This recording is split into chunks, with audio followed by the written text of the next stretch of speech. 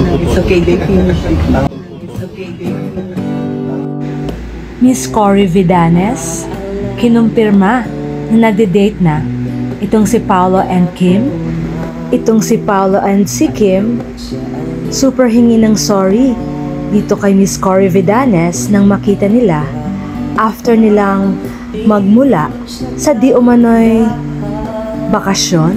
Todo hingi ng sorry si Kim and si Paolo.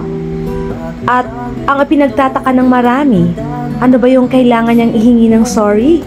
Eto kasing si Kim Chiu ay absent sa Showtime nung May 13 and 14. At ang birthday ni Paolo ay May 13.